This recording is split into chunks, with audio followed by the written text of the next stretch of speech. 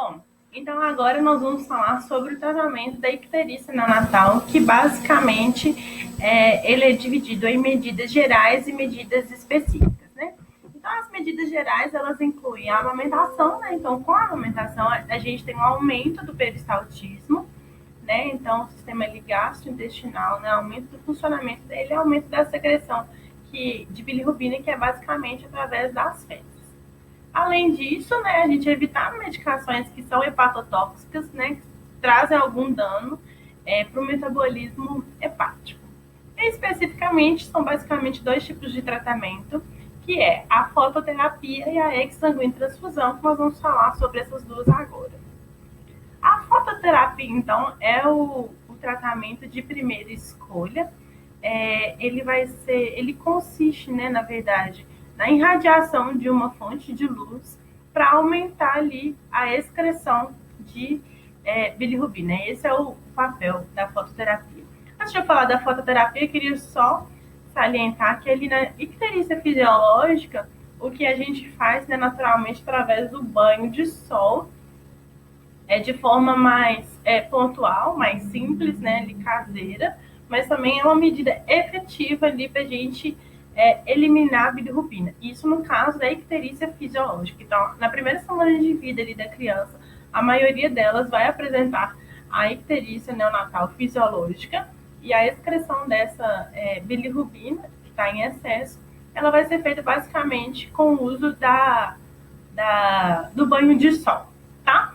E aí aqui nessas crianças que, por algum motivo, né, desenvolveram icterícia patológica ali no primeiro dia de vida ou depois ali de uma semana, essas crianças vão precisar de uma luz artificial. Então, o uso da luz artificial para quebra e excreção de bilirrubina a gente chama de fototerapia.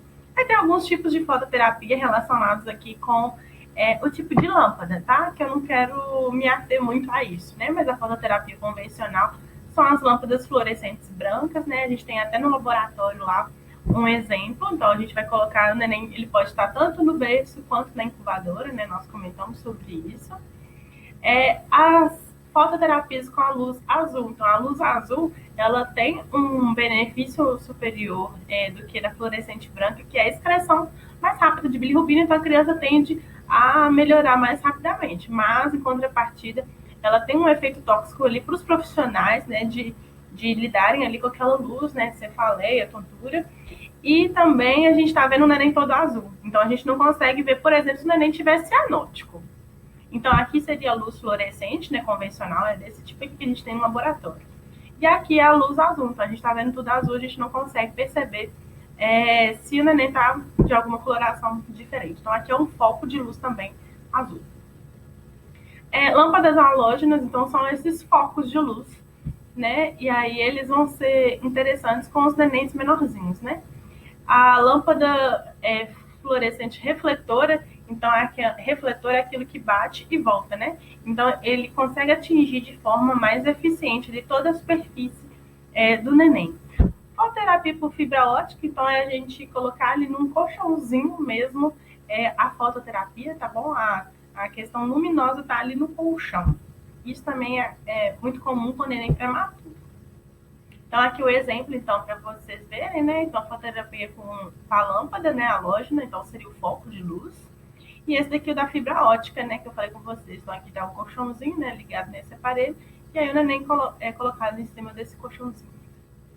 Fototerapia por LED seria o mais interessante, porque ele não tem os efeitos maléficos da irradiação luminosa, que são, por exemplo, o aumento da temperatura, o risco de queimadura, lesão de pele.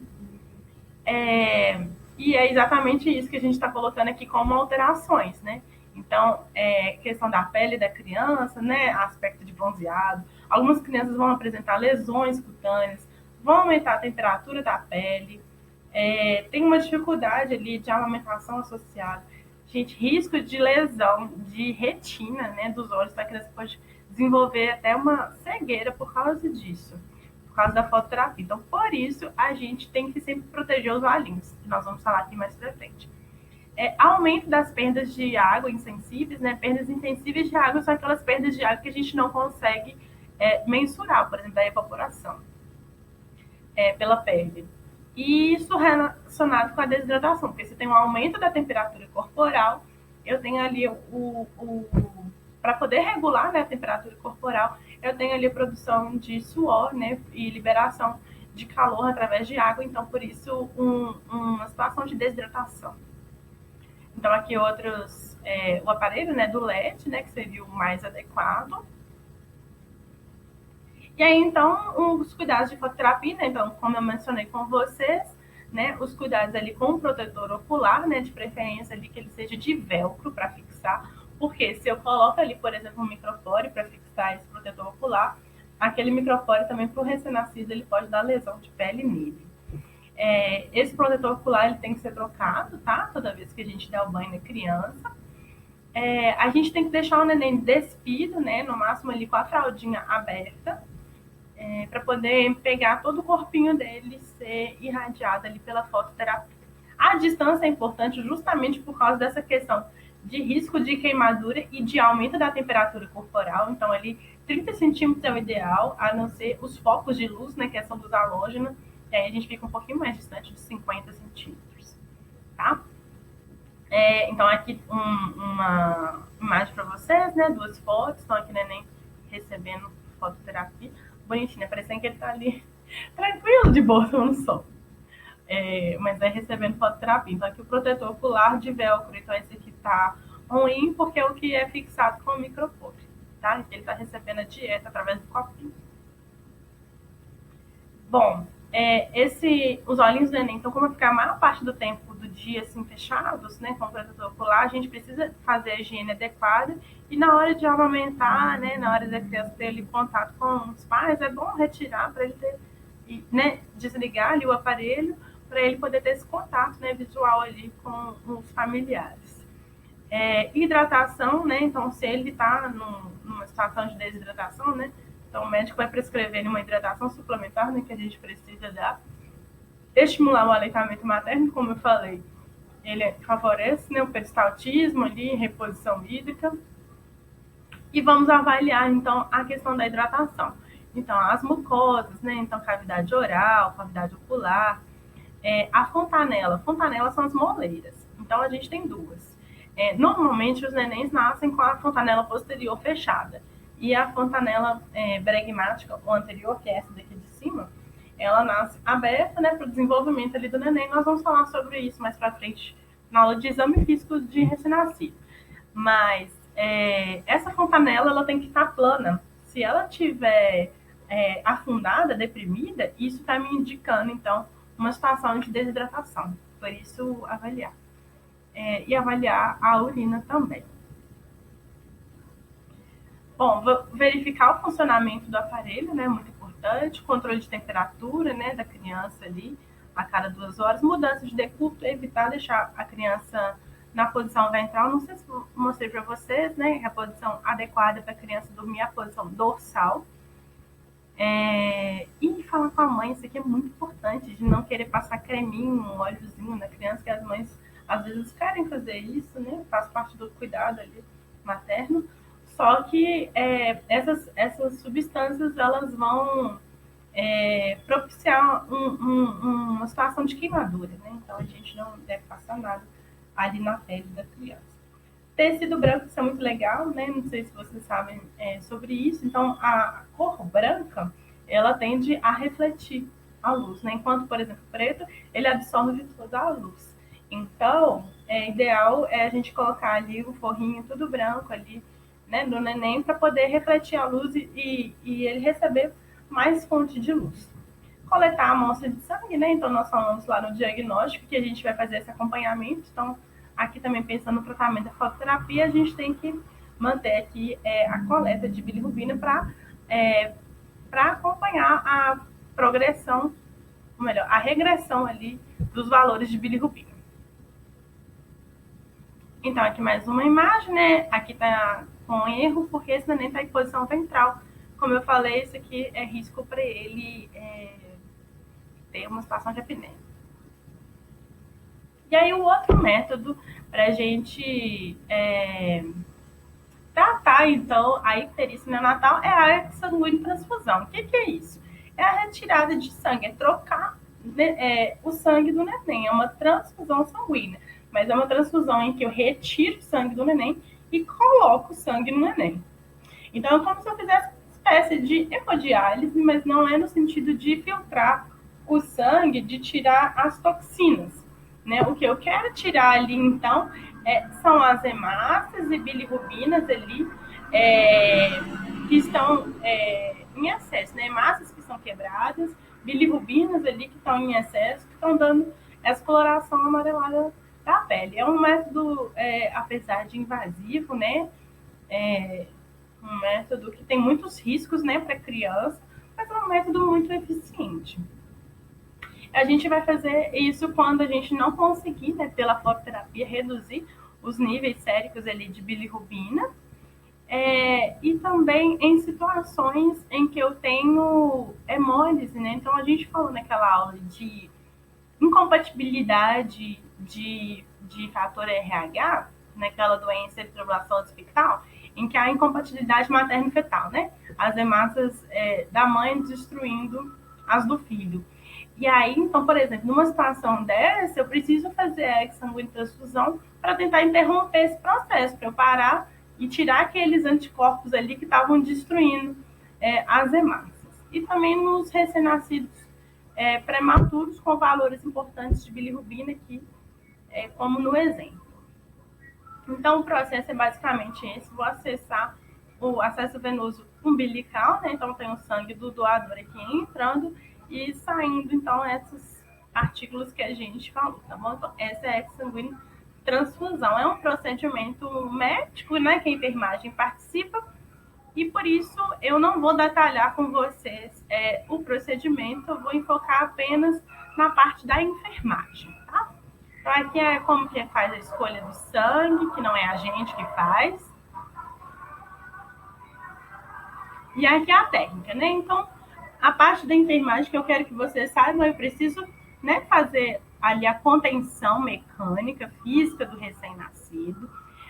Vou fazer funcionar um acesso venoso periférico para hidratação venosa. A gente precisa utilizar, né? A gente que está auxiliando também os EPIs, né? É um procedimento em que eu preciso utilizar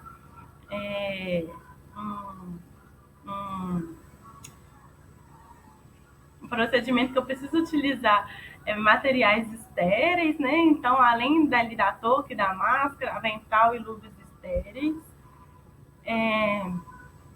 Vou fazer o monitoramento da criança, né? Então, aqui está falando passo a passo de como que o médico vai realizar.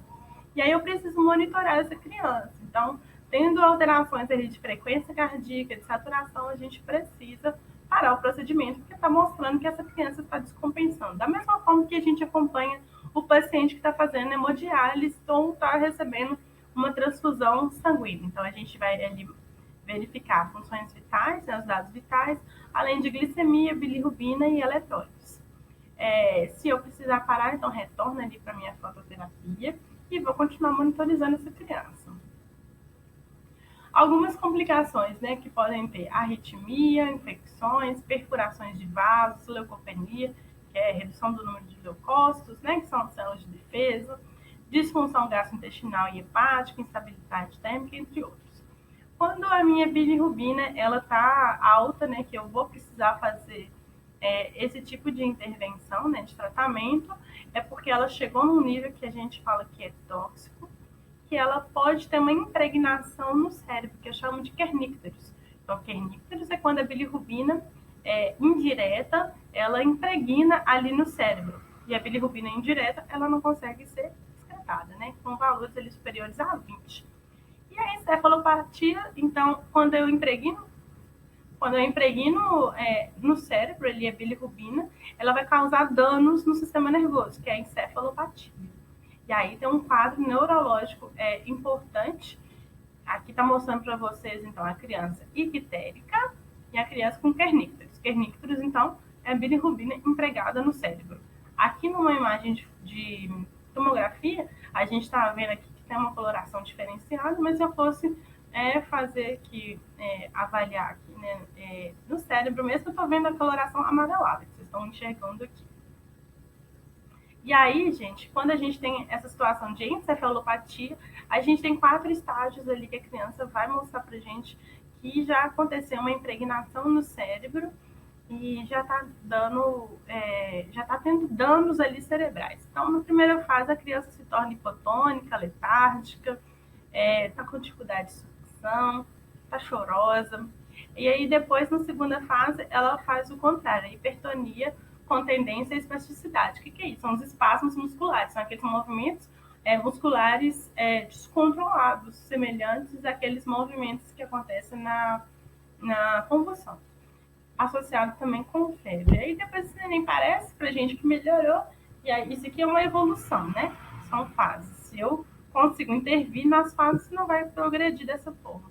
E a última fase seria de paralisia cerebral mesmo. Então a criança vai ter perdas importantes ali que não vão ser reversíveis. E aqui para finalizar, então, um aspecto todo amarelado, um fígado aumentado, esverdeado, né? Então, isso aqui, essa imagem está mostrando pra gente como seria um corpo mesmo com icterícia. Então, essa foi a aula de icterícia neonatal, a segunda parte, que é o tratamento.